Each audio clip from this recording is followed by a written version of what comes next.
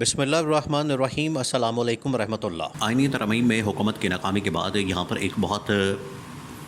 بحث چل پڑی ہے کہ ڈی جی آئی کو تبدیل کیا جا سکتا ہے، جنرل ندیم انجم کو تبدیل کیا جا سکتا ہے۔ جنرل ندیم انجم کی تبدیلی اسی مہینے ہو سکتی ہے اور نیا ڈی جی آئی آ سکتا ہے۔ دیکھیے، یہ جو معاملہ ہے یہ بڑا ہی سینسٹیو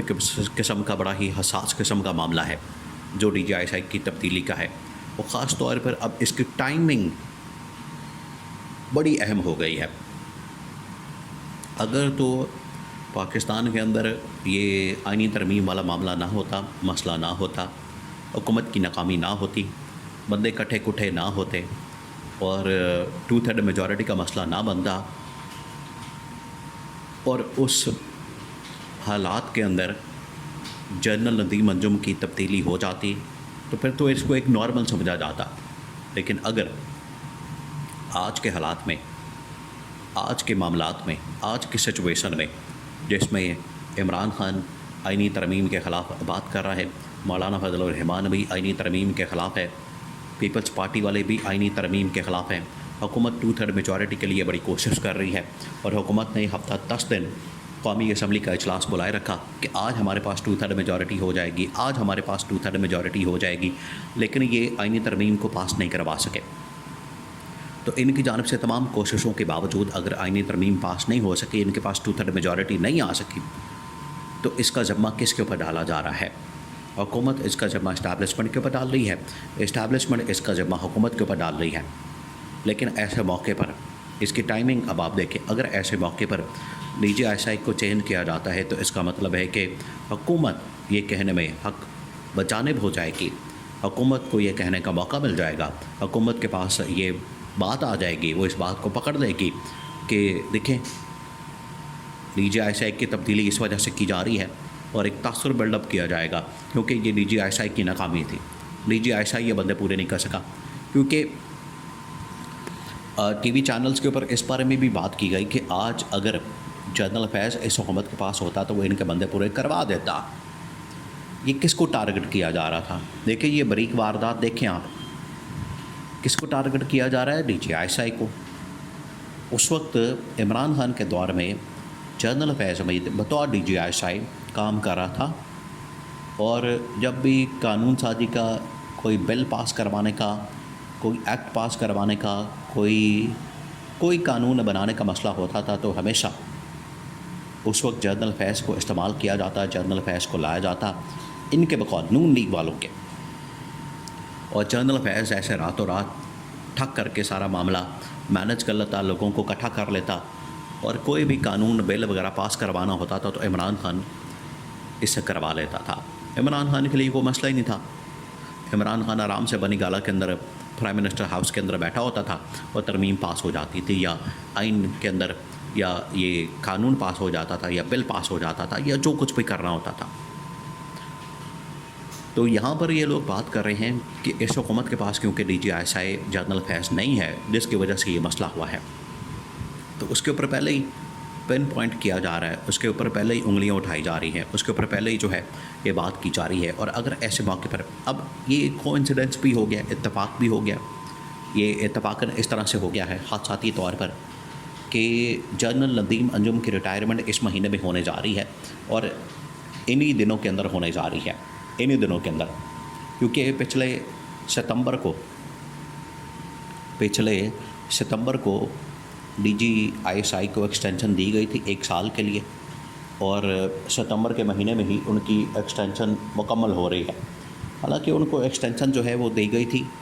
تحکم ثانی، یعنی ٹل فردر آرڈر تک، کہ جتنی دیر تک نیا بندہ نہیں آ جاتا، یا نئے بندے کو نہیں لگا لیا جاتا، یا نیا بندہ لا کے نہیں بٹھا دیا جاتا، یا تبدیل نہیں کر دیا جاتا، یا وہ ریٹائر نہیں ہو جاتے، اتنی دیر تک آپ کام کرتے رہیں۔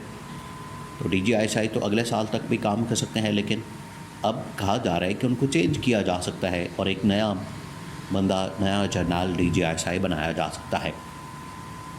تو اس کی وجہ سے یہ ٹائمنگ جو ہے بڑی اہم ہو گئی ہے۔ اب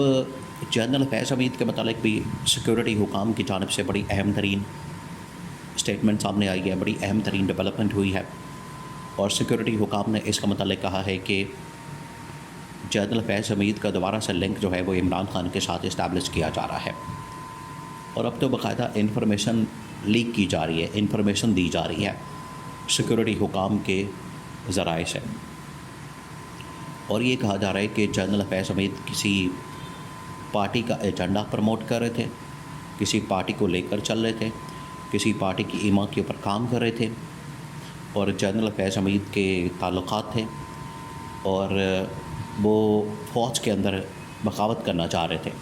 یہ تمام کی تمام باتیں جو ہیں اس وقت میڈیا کے اندر لیک کی جا رہی ہیں، میڈیا کے اندر بتائی جا رہی ہے، میڈیا کے اندر شیئر کی جا رہی ہیں، اور یہ آخرکار کہاں سے ہو رہی ہیں؟ اندر سے ہو رہی ہیں، اسٹیبلشمنٹ کے اندر سے ہو رہی ہیں۔ تو یہ پورا ایک بیانیہ بلڈ اپ کیا جا رہا ہے۔ دیکھیں حکومت آج بھی اس کے اندر کیا کر رہی ہے، گیمیں کھیل رہی ہے، 2 نمبریاں کر رہی ہے، سازشیں کر رہی ہے، کیونکہ ان کے دماغ کے اندر جو فطور ہے اس کے مطابق ان لوگوں نے چلنا ہے، اور ان کے دماغ کے اندر فطور یہ ہے کہ ہم نے کسی طرح سے اپنے آپ کو بچا لینا، اپنے آپ کو نکال لینا ہے، اور یہ آئینی ترمیم کا ملبہ ہمارے اوپر نہ گرے، اور اگر ہمیں اگلے 6 مہینے سال تک کام کرنے دیا جاتا ہے تو ہم کوئی شہید بن کے نکلیں، اور ہمارے پاس ایک بیانیہ ہو کہ ہمیں کام نہیں کرنے دیا گیا، ہمیں فری ہینڈ نہیں دیا گیا، ہمیں اسپیس نہیں دی گئی، ہمارے اوپر بڑی پابندیاں لگا دی گئیں، ہمارے اوپر بڑا پریشر تھا جس کی وجہ سے ہم کام نہیں کر سکے، نہ اکانومی بہتر کی، نہ ملک کے اندر مہنگائی ختم کی، نہ ملک کے اندر بے روزگاری ختم کی، نہ عدالتی ریفارمز کی، یہ ساری چیزیں۔ اور یہ حکومت نے آخر کار باہر آ کے یہی شور مچانا ہے، حکومت نے باہر آ کے یہی شور مچانا، یہ آپ لکھ کے رکھ لیں، کیونکہ انہوں نے جو واردات ڈالنی ہوتی ہے وہ اسی قسم کی واردات ہوتی ہے کہ ہم کسی طرح سے اپنے آپ کو بچا لیں، اپنے اقتدار کو بچا لیں، اپنی لوٹ مار کو بچا لیں، اپنے کیسز بچا لیں، اپنی جائیدادیں بچا لیں، اور اس چکر میں کوئی بھی آتا ہے وہ اس کو رگڑ دیا جائے۔ یہ تو فوج تک کو بخشنے کے لیے تیار نہیں ہوتے، تو اس وجہ سے یہ جو اس وقت D G I S I کی تعیناتی کی تبدیلی کی باتیں ہو رہی ہیں، اب اس کے اندر 2-3 نام چل رہے ہیں جن کو D G I S I لگایا جا سکتا ہے، ڈی جی سی بھی چینج ہو سکتا ہے، نیا D G I S I آ سکتا ہے، جنرل ندیم انجم کو ان کی ریٹائرمنٹ ہو سکتی ہے، ان کو گھر بھیجا جا سکتا ہے، لیکن اس کی ٹائمنگ بہت اہم ہے۔ آج کے ٹائم میں، آج کے وقت میں اگر کوئی ایسی تبدیلی رونما ہوتی ہے، اس طرح کی تبدیلی آتی ہے، تو اس کا صاف مطلب یہ ہوگا کہ حکومت نے سارا ملبہ اسٹیبلشمنٹ پر ڈال دیا۔